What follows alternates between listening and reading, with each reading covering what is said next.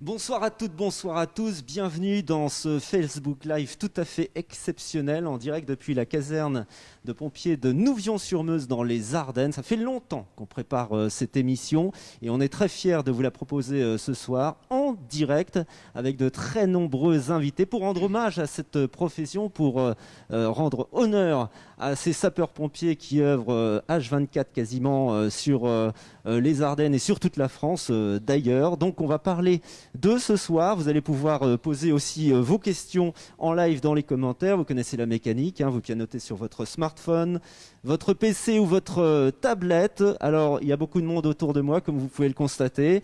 Il y a des jeunes sapeurs-pompiers, il y a des sapeurs-pompiers volontaires, des sapeurs-pompiers professionnels. On est 13 en tout et on va évoquer leur métier, on va évoquer leur vocation, pourquoi ils ont choisi d'embrasser cette carrière. Et puis, il y a aussi des élus, un élu tout du moins, monsieur le maire de Nouvion-sur-Meuse. Bonsoir tout d'abord, monsieur donc Jean-Luc Claude, c'est ça ? Bonsoir. Bonsoir. On a aussi autour de la table des gradés. Alors attention, hein, on commence avec à ma gauche le colonel Frédéric Delcroix, directeur départemental, chef de corps des sapeurs-pompiers des Ardennes, je ne me trompe pas. Tout à fait, merci, bonsoir. Merci d'être présent ce soir pour cette émission exceptionnelle. Et puis on a également le lieutenant-colonel Pascal Christophe qui est chargé du volontariat, c'est bien ça ? Tout à fait, bonsoir. Et puis voilà, une grappe de sapeurs-pompiers, des hommes et des femmes que vous avez peut-être rencontrés un jour, que vous avez salués, que vous avez vus. En tous les cas, j'espère que vous allez participer activement à cette émission. On les présentera tout à l'heure un par un. Ils interviendront dans le courant de ce Facebook Live. Et puis, je souhaite tout particulièrement remercier Monsieur le Préfet des Ardennes, Jean-Sébastien Lamontagne, qui nous a autorisé cette émission exceptionnelle en direct. Et puis bien sûr Hakim qui est sapeur-pompier responsable de la communication et qui a assuré avec nous en coulisses depuis plusieurs mois la réalisation de cette émission. Voilà, c'est parti pour une bonne demi-heure en live depuis donc Nouvion-sur-Meuse. Alors j'ai des questions forcément à vous poser, messieurs. On va parler d'abord du service départemental d'incendie et de secours des Ardennes, qu'on connaît sous le nom de SDIS. L'émission d'abord du SDIS, est-ce qu'on peut les rappeler succinctement, mon colonel ? Alors, l'émission du SDIS, c'est bien évidemment assurer la protection des personnes et des biens et la protection contre l'environnement. Voilà, c'est défini par le Code général des collectivités territoriales et c'est ce qui fait le fondement de l'action de tous les sapeurs-pompiers de France. Un élément sémantique. Quelle est la différence entre un sapeur-pompier et un pompier ? C'est pareil ou qu'est-ce qu'on doit dire ? Oui, alors, de façon étymologique, on dit sapeur-pompier parce qu'à l'origine, la création des sapeurs-pompiers venait du génie. Donc le génie au niveau des militaires était des sapeurs, comme vous avez d'ailleurs à Charleville le 3e régiment de génie. Donc c'était la même souche, la même branche historique. Mais on a cultivé tout ça pour dire qu'aujourd'hui on est des sapeurs-pompiers et qu'effectivement on peut dire pompiers d'une manière générale plus aujourd'hui. Voilà. Les pompiers sont-ils des militaires ? Alors non, pas tous. Pas tous. La preuve, il y en a. Le bataillon des marins-pompiers de Marseille, la brigade des sapeurs-pompiers de Paris, 2 unités militaires qui historiquement ont été créées pour assurer les missions que nous assurons, nous, pompiers civils, entre guillemets, fonctionnaires publics territoriaux dans l'ensemble des 101 départements de France. Et donc aujourd'hui, on voit cohabiter des pompiers militaires dans ces 2 entités, des pompiers civils dans l'ensemble du reste des départements, et on a aussi des pompiers forestiers, par exemple, dans certains départements qui, eux, n'ont que la mission de s'occuper des feux de forêt, par exemple. Et on a aussi des unités de formation de la sécurité civile qui s'appellent les UISC, qui eux sont des militaires, mais dont la seule vocation est de s'occuper de tâches de sécurité civile. Vous les voyez régulièrement quand il y a bien sûr des renforts sur les feux de forêt, sur les inondations, comme malheureusement il y a eu là dernièrement dans le 06, dans les Alpes-Maritimes. Et donc on a ces jeunes qui sont donc des engagés militaires, mais dont la seule vocation n'est pas de porter une arme, mais de défendre et de nous aider à côté des collectivités territoriales. Alors on a déjà de très nombreuses réactions qui arrivent. Merci d'intervenir. Cette émission n'est pas à sens unique. N'hésitez pas. Je salue Laurent Hanus qui nous dit bravo pour votre courage. Maurice Jeangou, un salut amical à nos soldats soldats du feu, un corps indispensable au service de la population.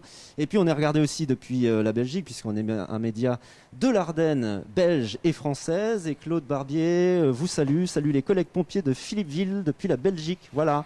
Avec lesquels on travaille très régulièrement et que je salue également, parce que cette collaboration transfrontalière est vraiment aussi à souligner. Alors, mon colonel Pascal Christophe, à ma droite, on va se poser des questions très pratiques, très pragmatiques ce soir. Si je compose le 15, si je compose le 18, j'arrive où? Au SDIS? Alors, si vous faites le 15, vous arrivez donc au centre d'appel des urgences de l'hôpital de Charleville-Mézières. Et si vous faites le 18, vous tombez au centre de traitement de l'alerte à Prix-les-Mézières, donc à l'état-major du SDIS des Ardennes. Alors les missions, on les a évoquées un petit peu tout à l'heure, bien sûr le secours à la personne, mais aussi lutter contre les périls ou conséquences d'accidents de toute nature. Vous avez vraiment un éventail très très varié d'activités. Tout à fait, mais il est à souligner que le secours à la personne représente à ce jour notre activité la plus importante. C'est plus de 80% de nos interventions sur l'ensemble du territoire ardennais, mais également sur l'ensemble du territoire français, où c'est le secours à la personne qui occupe la plupart de nos interventions de jour comme de nuit. Quel numéro il faut composer pour quel type de prise en charge entre le 15 et le 18, pour être un peu plus précis si on affine? Alors, il est à noter que quel que soit le numéro que l'on fait, si l'on fait soit le 15 ou soit le 18, il y a une interconnexion. Et là, si l'intervention est du domaine sapeur-pompier, le 15 va nous transmettre la mission et inversement. Alors là, je dirais le 15, c'est pour les malaises à domicile et tout ce qui est sur la voie publique, il est préférable de composer le 18. Ou alors le 112, comme oui, on est regardé. Exactement. En 2019, quelques chiffres, plus de 55 000 appels reçus, 17 000 interventions rien que sur les Ardennes. Beaucoup de missions pour nos sapeurs-pompiers. Il y a beaucoup aussi d'appels inutiles, on va le redire encore une fois, qui ne rentrent pas dans le cadre de votre activité, de vos missions dédiées aux sapeurs-pompiers. Est-ce que les nids de guêpes et le chat coincé dans un arbre, ça rentre encore dans le cadre des missions des pompiers ou c'est fini cette affaire? Alors, les nids de guêpes, c'est fini, sauf s'il y a une notion d'urgence, peut-être d'urgence au niveau des écoles, au niveau des centres aérés, où là on intervient. Sinon, donc on dirige, on demande à la personne de consulter les pages jaunes pour faire intervenir des spécialistes sur les nids de guêpes. Si vous venez de vous connecter, bienvenue à bord. On est en direct depuis la caserne de sapeurs-pompiers de Nouvion-sur-Meuse, une caserne qui vit H24. Et n'hésitez pas donc à poser vos questions. On évoquera avec les jeunes aussi pourquoi ils ont choisi de devenir pompiers volontaires tout à l'heure, et pourquoi pas vous aussi, vous souhaitez, vous envisagez de devenir pompier volontaire. On a besoin de bras, on a besoin de vous. Donc on va tout savoir. Vous allez tout savoir avec nos intervenants autour de cette table. Je jette un petit coup d'œil sur le chat. Michel Tinan, bravo à tous les pompiers de France et de Belgique. Oui, effectivement, c'est le 112 en Belgique, ou le 911 et le 114. Qu'est-ce que c'est que ça? Alors là, j'ai pas tous les... Le 911, c'est pas aux États-Unis, ça? Alors si, effectivement, c'est un numéro anglo-saxon, donc oui. C'est pas chez nous. Et le 114, c'est effectivement un numéro d'appel d'urgence, mais qui correspond aux sourds et malentendants. Donc c'est un système qui permet effectivement à ces gens-là de pouvoir composer un numéro, de pouvoir entrer en direct de manière chiffrée ou d'écrire un message, puisqu'effectivement, ils ne sont pas en capacité de pouvoir ni parler ni entendre. Mon colonel, vous parliez tout à l'heure des rapports transfrontaliers entre les pompiers, notamment sapeurs-pompiers belges et sapeurs-pompiers français. Il y a des partenariats particuliers, notamment avec la centrale nucléaire de Chaux. Vous avez des accords, je suppose. Donc, vous travaillez comme ça en mutualisation de moyens avec la Belgique? Alors bien sûr, aujourd'hui, aucun risque ne suit la frontière qui a été tracée entre les deux pays. Donc on a bien sûr mis en place des conventions qui permettent de pouvoir faire partir les secours de part et d'autre de la frontière sans aucune difficulté. C'est-à-dire que s'il y a un feu de maison sur JV, on peut très bien faire venir des engins en complément qui viennent de Belgique pour pouvoir nous aider à contenir l'incendie si on n'en a pas assez. De même que quand on a une intervention en Belgique, on peut très bien aller donner un coup de main et un renfort à nos collègues s'ils en ont besoin. Mais au-delà, si nous avons une victime aujourd'hui qui est en France et elle est plus près pour nous de l'hôpital de Dinan, il est normal qu'on la transporte le plus rapidement possible, dans les meilleures conditions, vers l'hôpital, qu'il soit belge ou qu'il soit français. Eh bien, tout le monde est dithyrambique, hein. Vous pouvez continuer. Je vois plein de cœurs qui jaillissent sur le chat. Continuez à envoyer des pouces et des cœurs pour nos sapeurs-pompiers. Ça vous fait chaud au cœur. Et les commentaires, eh bien, sont toujours enthousiasmants. C'est toujours ça, les sapeurs-pompiers. Évidemment, on en a énormément besoin. Sans vous, on serait dans des difficultés incroyables. Denis nous dit ils maintiennent de vraies valeurs de la France, bravo à eux. Laurent Abrille, un grand bravo à tous nos pompiers ardennais qui mériteraient bien d'avoir une prime Covid eux aussi. Message est lancé. Céline, coucou. Alors, on va continuer un petit peu avec aussi aborder le sujet d'avoir une caserne au sein de sa commune. Pour vous, monsieur le maire, Jean-Luc Claude, c'est une fierté et puis c'est important. Bien sûr que c'est une fierté. Je voudrais déjà vous dire tout le plaisir que j'ai à vous accueillir ce soir pour votre émission, vous remercier d'avoir choisi Nouvion-sur-Meuse, souhaiter la bienvenue aux représentants du SDIS des Ardennes. Vous savez, la commune de Nouvion a toujours été très proche de ses sapeurs-pompiers, mais il y a quelques années, quand les locaux communaux se sont déclarés, on va dire, insuffisants pour héberger un centre de secours digne de ce nom, la priorité de la commune a été d'offrir un terrain pour que le SDIS bâtisse les locaux que vous découvrez ce soir. C'était la première mission, faire en sorte que nos sapeurs-pompiers volontaires, puisqu'on parle de Nouvion-sur-Meuse, soient hébergés dans de bonnes conditions. Ensuite, cette caserne, il faut la faire vivre. Il faut que nos sapeurs-pompiers puissent l'utiliser dans de bonnes conditions, puissent faire de la formation, puissent faire également, on va dire, des activités physiques. Et c'est pour ça que nous nous efforçons, à travers le complexe sportif qui est voisin, à travers le COSEC, leur offrir la possibilité de parfaire leurs conditions physiques. Vous dire également que cette caserne, elle a la particularité d'avoir des locaux dédiés aux jeunes sapeurs-pompiers, qui se forment en vue de devenir sapeurs-pompiers peut-être professionnels, sans aucun doute volontaires. Et Nouvion-sur-Meuse a également la particularité, avec le collège du Val-de-Meuse qui est voisin, parce qu'il se situe à quelques dizaines de mètres de là, d'avoir une section JSP. Et le maire qui vous parle ce soir est fier d'avoir ses sapeurs-pompiers à Nouvion-sur-Meuse, et la collectivité que je représente aujourd'hui fait tout pour qu'ils s'épanouissent dans le cadre de leur vocation. Merci pour ce message, très beau message, monsieur le maire. Alors il y a aussi des entrepreneurs qui aident d'une certaine façon les sapeurs-pompiers, mais de fort belle façon. Alors on va retrouver juste en face de moi Dominique Mandorier, qui est chef d'entreprise de DM Nettoyage. Et lui, il met à disposition, je crois, des bâtiments pour que les sapeurs-pompiers puissent s'entraîner. C'est bien ça, Dominique ? Oui, c'est ça. Je prête mes bâtiments pour qu'ils puissent s'entraîner, et j'emploie aussi des pompiers dans la société au quotidien. Alors, comment ça se passe justement le quotidien?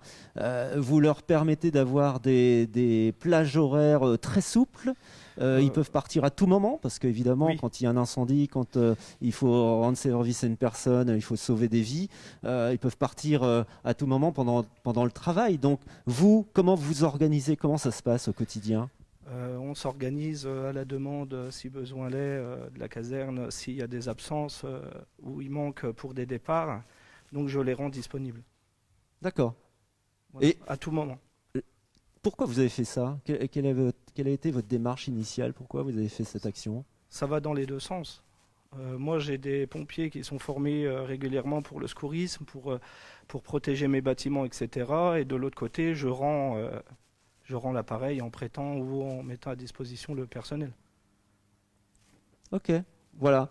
Je jette un petit coup d'œil sur le chat. Franck Rémy, félicitations à tous les pompiers de Charleville-Mézières dont je fais partie depuis 30 ans volontaire. On est tous soudés. Apporte-nous un peu plus de témoignages, Franck, et puis n'hésite pas à poser des questions qui peuvent être pertinentes à nos invités ce soir. Je vous rappelle qu'on est en direct complet depuis la caserne de sapeurs-pompiers à Nouvion-sur-Meuse dans nos belles Ardennes. Bravo Franck, je suis fier aussi. Coucou à tout le monde, etc., etc. Continuez à réagir dans les commentaires et n'hésitez pas surtout à poser une question. On va donner la parole maintenant un petit peu à nos jeunes qui sont autour de nous, autour de cette table. Tout d'abord, alors j'ai des statistiques là entre les sapeurs-pompiers professionnels et sapeurs-pompiers volontaires. Il y en a 124 dans les Ardennes, si les chiffres sont bons, en sapeurs-pompiers professionnels. Professionnel, tout à fait. Et 1456, ce qui est énorme, en sapeurs-pompiers volontaires. Tout à fait. Et il y a un chiffre qui m'interpelle, c'est qu'il y a seulement 4% de femmes chez les professionnels et 22% chez les pompiers volontaires. Il y a une explication, mon colonel ? Oui, bien sûr. La féminisation des professionnels est très récente. Donc, on commence tout doucement à avoir des jeunes filles qui s'engagent en tant que professionnelles. Et c'est très bien parce que ça permet cette mixité que l'on attend. D'ailleurs, on adapte nos casernes à cette mixité qui commence à arriver. Chez les volontaires, à partir du moment où déjà ils sont beaucoup plus nombreux en termes de pourcentage, on a à peu près 80% de volontaires en France et 20% de professionnels. Donc vous voyez, ce rapport, il est partout pareil. Donc forcément, on aura proportionnellement un peu plus de femmes chez les volontaires. Mais j'ajoute que chez les volontaires, on englobe aussi tout le personnel de ce que l'on appelle le 3SM, le service de santé et de secours médical. Les médecins, les infirmiers, les psychologues, les vétérinaires et tous ces gens, les pharmaciens. Et donc, cette branche-là, je dirais, particulière, est un peu plus féminisée, ce qui augmente bien évidemment le pourcentage de féminin chez les pompiers volontaires. Ok. Mon colonel, autre colonel, Pascal Christophe, vous êtes justement chargé du volontariat. Il y a 10 sections de jeunes sapeurs-pompiers dans les Ardennes. Est-ce qu'il y a un manque de pompiers volontaires ? Est-ce que vous êtes en tension dans le recrutement des jeunes sapeurs-pompiers qui ont vocation à devenir après pompiers volontaires ? Tout à fait. Alors, je vais reprendre une phrase du directeur. Il n'y a pas entre guillemets, de pénurie de sapeurs-pompiers volontaires. Il y a simplement une difficulté en journée. Étant donné que nous sommes sapeurs-pompiers volontaires, on a une activité professionnelle et l'activité de sapeurs-pompiers volontaires se fait sur notre temps libre. Donc, effectivement, lorsque les sapeurs-pompiers sont sur le lieu de travail, et je tiens à remercier et à féliciter l'employeur qui fait un geste citoyen, un engagement citoyen pour libérer ses employés pendant la journée, parce que c'est là où on rencontre quelques difficultés pour pouvoir assurer nos départs. Donc, il n'y a pas de pénurie proprement dit. Il y a simplement, je dirais, à trouver des personnes libres la journée pour pouvoir remplir nos missions. Et les jeunes sapeurs-pompiers sont effectivement un vivier très intéressant pour nous, parce qu'on les forme pendant 4 ans jusqu'à l'obtention du brevet de jeunes sapeurs-pompiers pour qu'ils puissent intégrer les sapeurs-pompiers volontaires dans les différentes casernes du département. Les casernes, justement, on va donner la parole à celui qui est le chef de la caserne de Nouvion-sur-Meuse, le lieutenant Emmanuel Marchand, qui est donc le chef de centre. Alors, mon lieutenant, on a entendu les liaisons avec les collèges, etc., pour les jeunes sapeurs-pompiers. Vous, c'est hyper bénéfique d'avoir justement toutes ces liaisons avec l'éducation nationale pour avoir un vivier toujours de volontaires ? Oui, tout à fait, parce que avoir des JSP à la caserne, ça permet de recruter. Actuellement, j'en passe 2 en commission de recrutement le mois prochain, donc ça me fait 2 personnes en plus. Et j'en envoie 3 sur les centres extérieurs.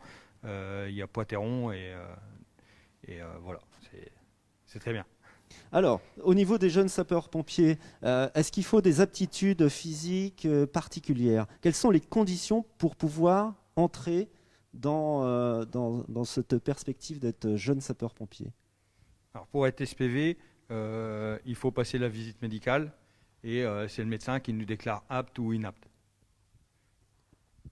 Après, nous, on fait un dossier de recrutement et c'est la visite médicale qui dit si la personne peut être sapeur-pompier volontaire ou pas. Ok. Oui, oui. Vous pouvez Excusez-moi, rajouter. juste me permettre de préciser quelque chose qui est très important. Oui. Il faut absolument que les candidats qui viennent chez les pompiers acceptent le vaccin de l'hépatite B. Voilà, D'accord. c'est un prérequis indispensable. Malheureusement ou heureusement, j'ai pas d'avis là-dessus, sauf que médicalement, comme on est une profession éventuellement exposée à tout ce qui est exposition au sang ou autre problématique, il faut que l'on soit protégé et que l'on soit donc vacciné contre l'hépatite B. Et tous ceux qui aujourd'hui ne veulent pas, pour des principes et des problèmes personnels, se faire vacciner, ne pourront malheureusement pas être pompiers, parce qu'on ne peut pas aujourd'hui prendre de risques par rapport aux expositions qu'on pourrait avoir. C'est important parce que ce vaccin, il est assez long une fois qu'on l'a pas. Hein. Il se fait en 3 injections. Une première, il faut attendre 6 mois pour la deuxième et ensuite 1 an pour valider la 3e injection. Mais à partir du moment où quelqu'un n'a pas été vacciné, il faut absolument qu'il le prenne en compte. Et de temps en temps, ça peut bloquer, ça peut être frustrant pour certains de dire j'ai pas été vacciné, je ne veux pas me faire vacciner, j'ai envie d'être pompier. Malheureusement, on ne pourra pas faire de dérogation. Voilà. Désolé, mais s'il y avait un critère sur lequel on ne peut rien faire, c'est ça. Tout le reste, et je tiens à le dire, on prend des femmes, on prend des hommes, on prend des grands, on prend des petits. On n'a pas besoin d'avoir des athlètes de haut niveau, on a besoin juste d'avoir des gens qui sont motivés. Une fois qu'ils ont la motivation, on s'occupe de tout le reste et ça pose aucun souci. Voilà. N'hésitez pas à intervenir, hein, manifestez-vous dans le chat. Justement, on parle de ces recrutements. Vous souhaitez devenir jeune sapeur-pompier volontaire, pompier volontaire, faire une carrière. Eh bien, posez les questions aux colonels qui sont là, aux sous-officiers et puis aux pompiers volontaires. D'ailleurs, on va leur donner encore la parole. Je jette un petit coup d'œil sur le chat. Alors, Céline, moi, j'aimerais bien apprendre les gestes du premier secours. Comment on doit faire ? Bah, tiens, on va poser la question à notre adjudant-chef, sous-officier, Eric Francisco, qui est sapeur-pompier volontaire, le temps que Hakim désinfecte le micro. Ah, j'ai confondu les têtes. Alors, mon adjudant, j'avais cette question, donc je vous la reformule. Comment apprendre les gestes de premier secours ? Comment on doit faire ? Une question de Céline qui nous regarde. Donc, il existe plusieurs façons d'apprendre les gestes de secours. Hein. Déjà, premièrement, au niveau des sapeurs-pompiers, nous organisons tous les mois ce qu'on appelle des FMPA, des formations de maintien des premiers acquis. D'accord. Vous avez aussi l'union départementale qui dispense des formations secourisme. Les formations, comme on le disait tout à l'heure, pour les JSP, des formations qui durent 4 ans, donc JSP1, JSP2, JSP3, JSP4. Ouais. À cela, aux formations incendie ou aux formations de sauvetage, on vient associer des formations secourisme aussi. Et puis, voilà. On a toujours besoin de sapeurs-pompiers volontaires. Alors cette fois, je ne me trompe pas, on va donner la parole au caporal Baptiste Poncin, Hakim, qui va se précipiter sur le micro pour le transmettre immédiatement, bien sûr, le désinfectant comme il se doit. Je voulais poser une question donc, à Baptiste Poncin, qui est pompier volontaire. Où cela ? Dans quelle caserne ? Alors, Tu es rattaché à quelle caserne ? Alors moi c'est caporal Baptiste Poncin, je suis sapeur-pompier volontaire depuis 2012, sapeur-pompier volontaire à Nouvion-sur-Meuse depuis 2016 et auparavant j'étais sapeur-pompier volontaire au centre de secours de Vrigne-au-Bois. Mon métier c'est opérateur au centre de traitement de l'alerte au service départemental d'incendie de secours des Ardennes. Depuis... Comment t'es venu le déclic ? Pourquoi tu as choisi de devenir sapeur-pompier volontaire ? Alors moi j'ai de la famille, un cousin qui est sapeur-pompier volontaire également au service départemental d'incendie secours de la Vendée. Voilà, étant jeune, j'allais en vacances là-bas et il m'emmenait dans son centre de secours. Donc du coup, voilà, à chaque fois j'allais faire un tour là-bas et ça m'a donné l'envie en voyant les véhicules et les sapeurs-pompiers partir en intervention de faire exactement la même chose qu'eux. Donc de là, à l'âge de mes 16 ans, j'ai intégré le centre de secours le plus proche de mon domicile qui était Vrigne-au-Bois et pu intégrer la formation initiale pendant 4 mois qui m'a formé au métier de sapeur-pompier volontaire. Ok, alors d'autres témoignages, on va donner quand même la parole aux filles ce soir, parce qu'il y a beaucoup d'hommes, mais les filles sont très très bien représentées aussi chez les sapeurs-pompiers. On va commencer avec cette jeune fille blonde, alors j'espère que je ne me trompe pas, c'est Coralie, C'est bien ça. Ouf, sauvé. Coralie Alâtre, qui est sapeur-pompier. Où cela? T'es rattaché où? Alors moi, donc, je suis pompier volontaire depuis 16 ans à Nouvion-sur-Meuse. Donc moi, c'est un peu particulier. Je suis tombée dans la soupe quand j'étais petite. Ah bon? Je suis tombée dedans quand j'étais bébé, voilà. C'est C'est-à-dire? deux familles, en fait. Ah, ok. On était tous pompiers dans la famille. Mon grand-père était chef de centre à Nouvion-sur-Meuse. Ensuite, c'était mon père, bien avant Manu et bien avant d'autres. Donc je suis tombée dedans depuis que je suis toute petite. Oui, mais Coralie, tu as vu la difficulté de ce métier, les horaires décalés, jour et nuit, etc. Voire prendre des risques. Oui. Ça t'a pas rebuté en tant que femme? Ah bah non, moi, comme je vous dis, moi, c'était les coups de téléphone qui arrivaient à la maison à l'époque où c'était encore la sirène, etc., etc. Donc c'est vraiment... Moi, je suis tombée dedans, c'est le virus, c'est comme ça. Et au-delà de ça, bon, évidemment, j'aurais pu décrocher, mais ça reste quelque chose de passionnant. Et c'est une aventure, j'ai envie de dire, humaine, qui est super enrichissante parce qu'on rencontre énormément de monde. On partage des choses avec la population. Et c'est très, très, très enrichissant, quoi. Eh ben voilà, un beau témoignage encore. On va voir si on a la même réaction de l'autre côté. J'ai demandé à Hakim de faire un grand écart. On va amener le micro de l'autre côté. On est très nombreux, on est 13. Hein. Je vous remercie toutes et tous d'être présents ce soir pour cette émission complètement exceptionnelle, dédiée à 100% à nos pompiers, nos sapeurs-pompiers dans les Ardennes. N'hésitez pas à envoyer des cœurs, des pouces. N'hésitez pas à apporter aussi votre témoignage sur cette émission. Thérèse nous dit bonsoir, merci à tous les pompiers. Tout le monde devrait vous respecter, vous n'avez pas l'uniforme pour vous faire caillasser, vous faire agresser, vous êtes là pour nous sauver, grand respect à votre corps de métier, professionnel ou volontaire, amitié. C'est que des témoignages dithyrambiques, c'est très très enthousiasmant, c'est très flatteur, mais vous le méritez amplement. Alors voilà, le micro est arrivé auprès de Chloé Thibault, qui est aussi sapeur-pompier volontaire. Quand tu entends ce que dit Coralie, tu es sur la même longueur d'onde, toi? Est-ce que tu es tombée dans le bain toute petite? Non. Mais par rapport aussi à un proche, j'ai un proche qui est pompier volontaire au niveau de la caserne de Sedan-Charleville. Et du coup, il m'a un peu transmis sa passion. Du coup, il y a 1 an et demi, je me suis engagée et je viens officiellement d'être diplômée au mois de juillet. Donc voilà. Si tu avais un message à passer à des jeunes filles là, qui nous regarderaient, qui hésiteraient à faire comme toi, qu'est-ce que tu leur dirais pour les convaincre? Tout le monde peut le faire, la preuve, j'y suis arrivée, donc je pense que si j'y suis arrivée, tout le monde peut y arriver avec une bonne volonté, on peut tout avoir. Qu'est-ce qui t'épanouit le plus dans ce que tu fais dans le cadre de tes activités de sapeur-pompier? Je pense que c'est surtout la relation qu'on peut avoir avec nos collègues, on est quand même assez proches et on peut avoir une cohésion d'équipe assez importante malgré les interventions qu'on peut faire, donc je pense que c'est quelque chose de très important. Ok, allez, encore un témoignage, hein. On laisse la parole à tous ceux qui sont sapeurs-pompiers aussi volontaires, très très important pour les activités au quotidien. C'est Jimmy Blainville, ici, il est là, c'est le plus grand. Hein. On va te demander ta taille, 1m90, comme quoi on accepte tout le monde. Un peu plus c'est quand ce que même. dit combien? 1m94. 1m94, c'est pas un défaut quand on est pompier? Pas du tout. Justement, ça pourrait aider dans certaines circonstances au niveau des interventions. Alors toi, tu es rattaché à quelle caserne? Ça fait un peu plus de 5 ans que je suis rattaché au centre de secours de Nouvion-sur-Meuse. Donc moi, j'ai commencé ma carrière par les jeunes sapeurs-pompiers. Qu'est-ce que tu as appris? Le dépassement de toi, l'altruisme, l'esprit d'équipe, qu'est-ce qui te convient le mieux dans ce que tu fais, dans ce que tu vis? Toujours, il y a plein de choses qu'on peut retrouver chez les sapeurs-pompiers, la discipline. Une fois qu'on a beaucoup de motivation, on peut réussir on peut surmonter ses peurs également. Il y a plein de choses qu'on pourrait découvrir.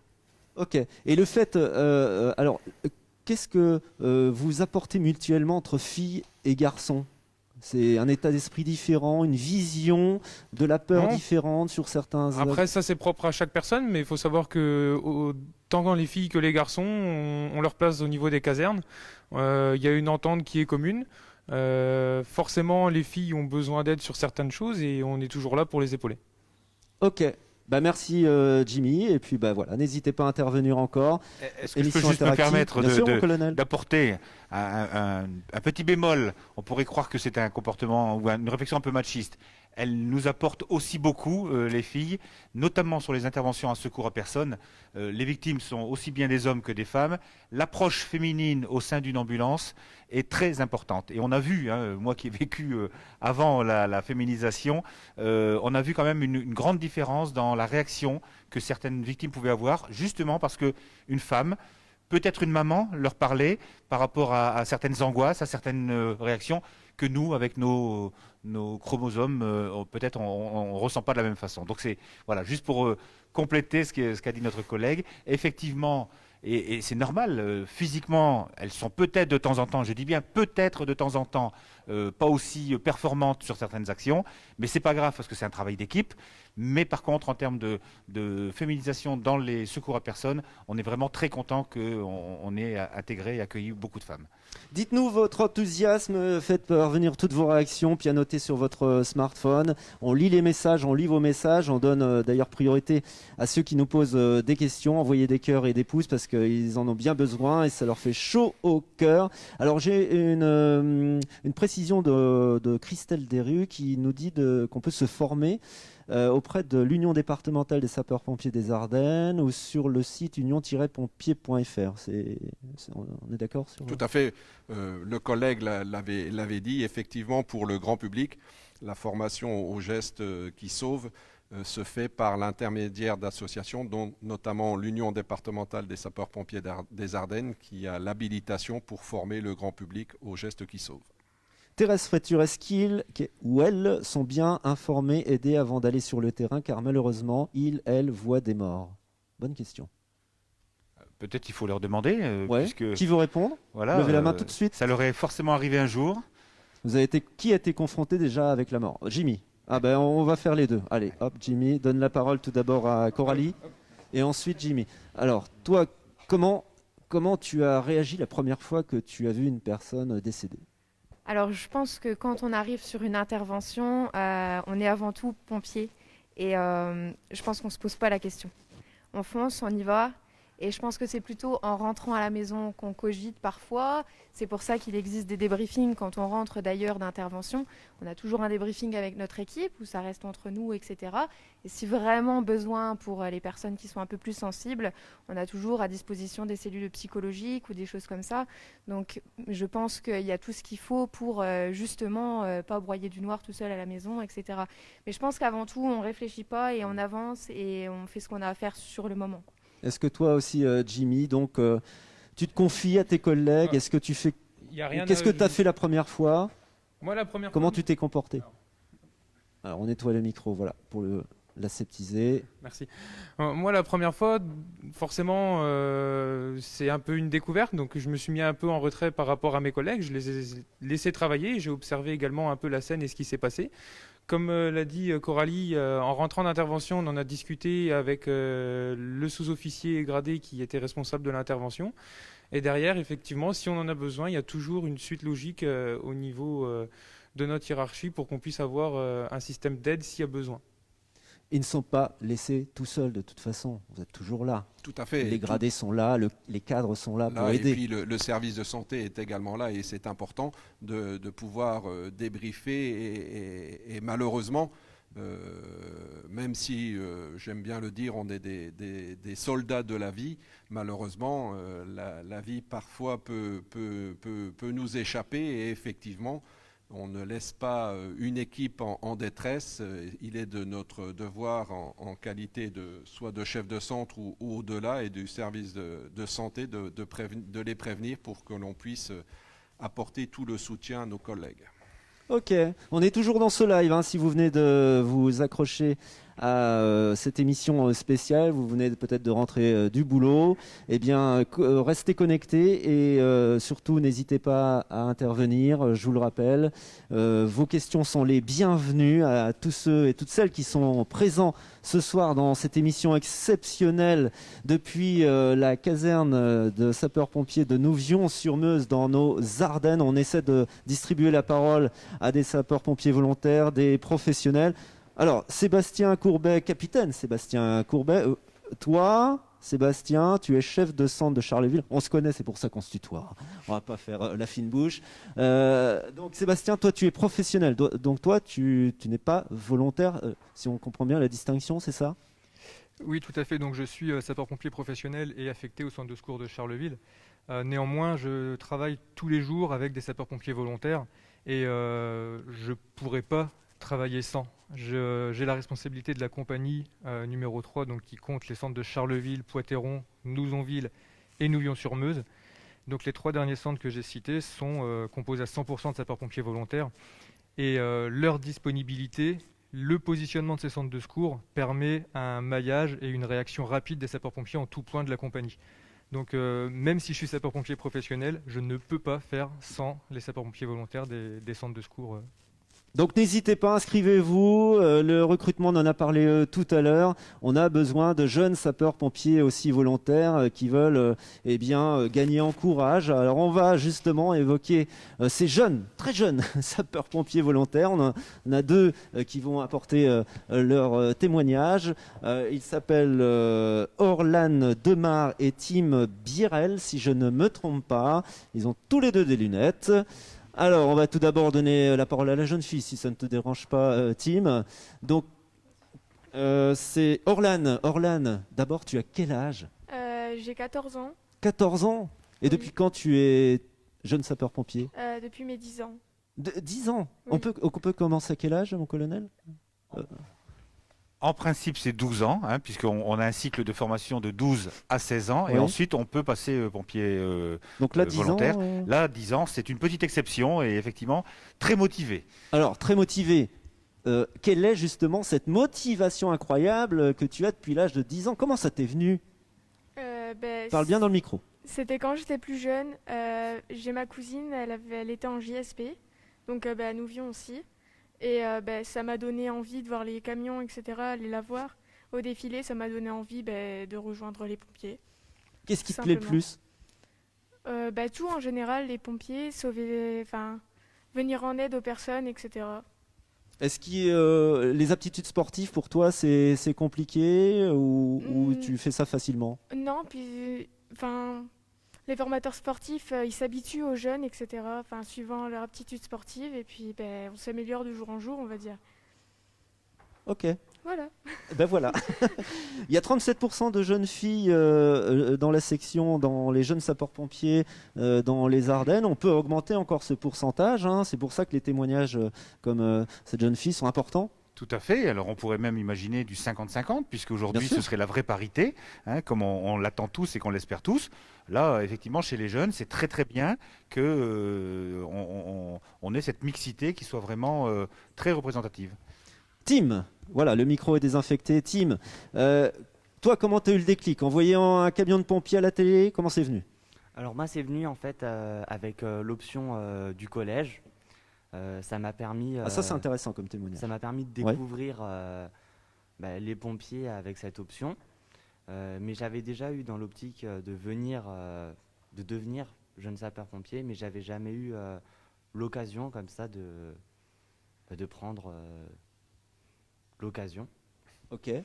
Et toi, alors, qu'est-ce qui fait que tu t'épanouis en ce moment avec cette activité dans le cadre de pompier? Qu'est-ce que ça t'apporte le plus? La confiance en toi? C'est plutôt apprendre de nouveaux gestes, de nouvelles techniques pour pouvoir aider plus tard d'autres personnes. Comment tu as réagi, comment tu réagirais? Je ne sais pas si tu as déjà vu quelqu'un en véritable souffrance, enfin voilà, dans une situation de détresse. Pour toi, comme disait Coralie, tu fais d'abord pompier, donc les gestes techniques en premier et après l'émotion, ou ça a été difficile au début de gérer ton émotion? Je suis jamais arrivé face à un cas encore. De personne en détresse, donc Ouais. je ne sais pas. Tu t'y prépares dans ta tête? Pas vraiment encore. D'accord. Et t'en parles, vous en parlez entre jeunes? Ça peut arriver. Ok.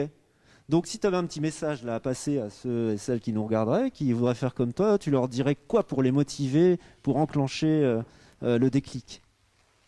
C'est une activité qui est ouverte à tous.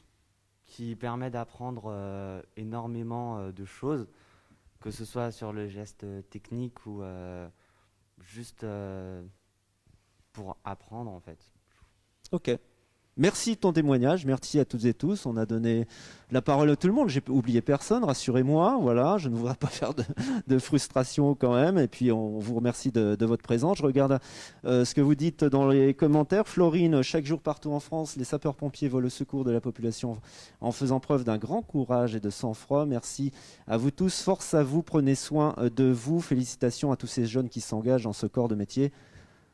Félicitations, c'est ça qu'on peut dire aussi, mon colonel. Tout à fait, et on remercie les personnes qui nous mettent à l'honneur. Je voulais rebondir sur les jeunes sapeurs-pompiers, c'est quand même quelque chose d'important.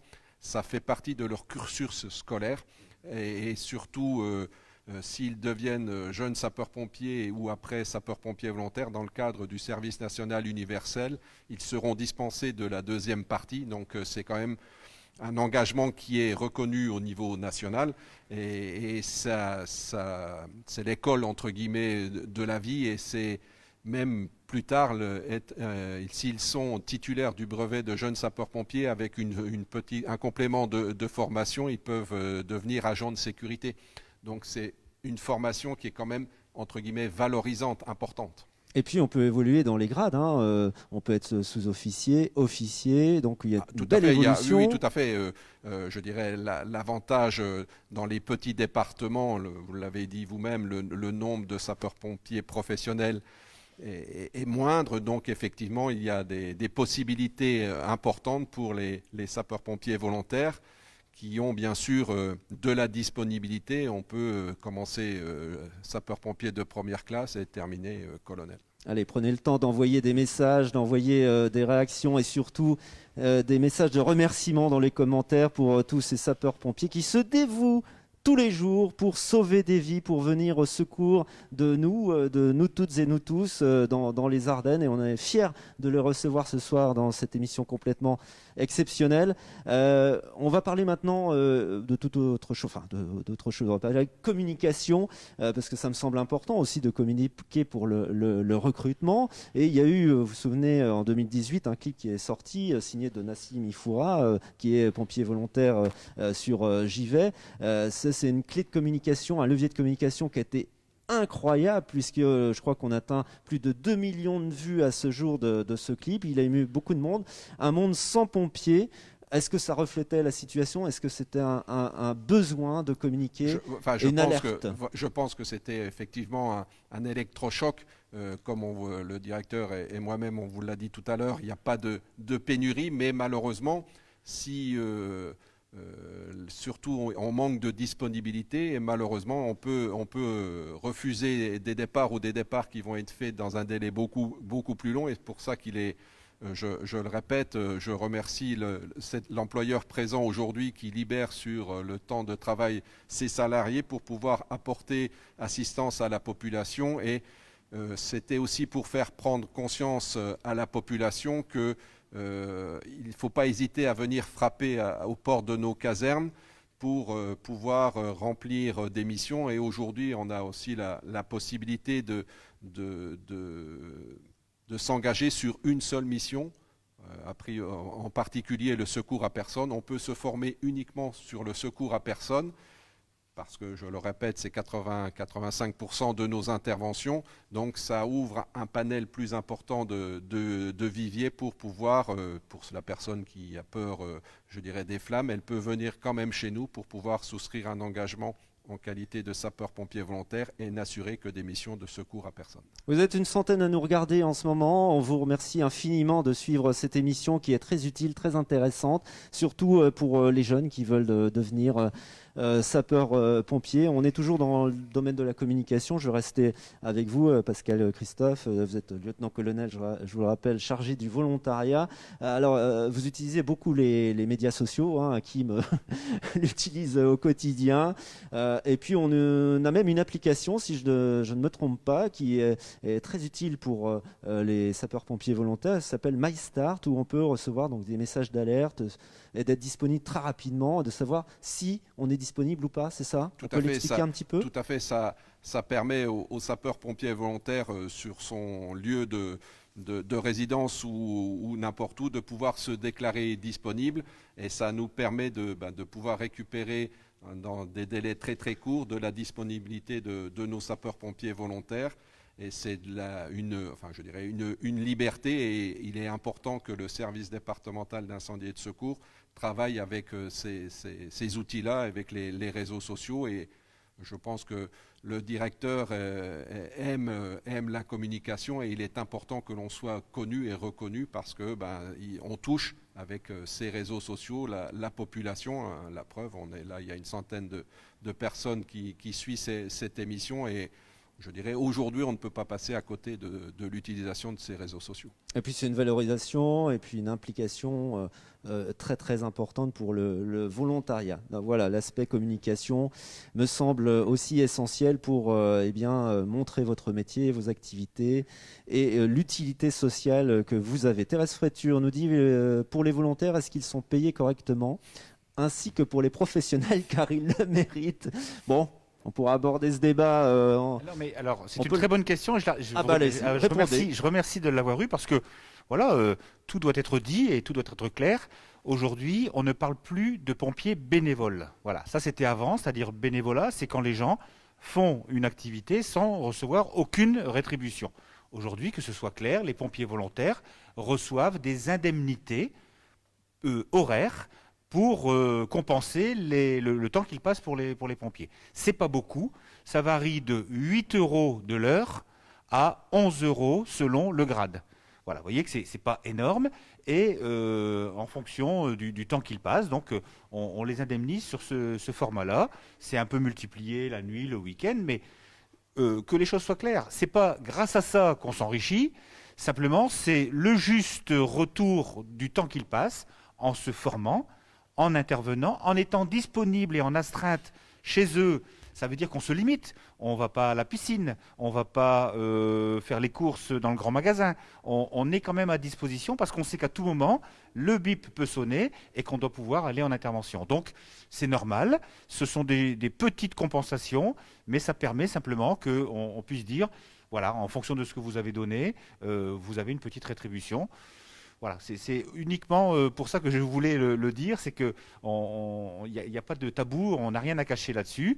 Et pour les professionnels, ce sont des fonctionnaires publics territoriaux qui ont un salaire avec des primes, qui compensent la dangerosité, la disponibilité permanente aussi de leur travail, et toutes les spécialités qu'ils ont à mettre en valeur. Donc le risque chimique, le risque radiologique, la plongée, le sauvetage des blêments, l'intervention en milieu périlleux. Donc toutes ces choses-là, conduire les grandes échelles, enfin, toutes ces choses-là aujourd'hui sont prises en compte dans le salaire et la rémunération des pompiers professionnels. On a abordé un certain nombre de sujets ce soir sur le recrutement, sur le métier de sapeur-pompier. On a distingué un sapeur-pompier volontaire de sapeur-pompier professionnel. Vous avez plein de témoignages. Ils étaient 13 sur cette mezzanine. Je vous remercie toutes et tous. Merci pour vos commentaires qui sont toujours élogieux. Et forcément, on ne peut être qu'élogieux parce qu'on a besoin de vous. Si vous n'existiez pas, je vous invite, si vous n'avez pas vu ce clip signé, magnifique clip de Nassim Ifoura, qui est lui aussi sapeur-pompier volontaire, comme quoi on a aussi des talents dans la communication.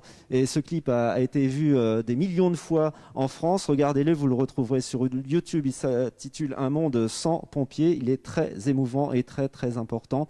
Allez, un dernier coup d'œil sur le chat avant de se séparer. Clément nous dit, alors hop, je vais faire la question en entier. Bonsoir, je suis arrivé en cours de cette émission très intéressante. Actuellement, je suis dans un autre SDIS en tant que pompier, en tant que volontaire. Est-il possible de faire opérateur CT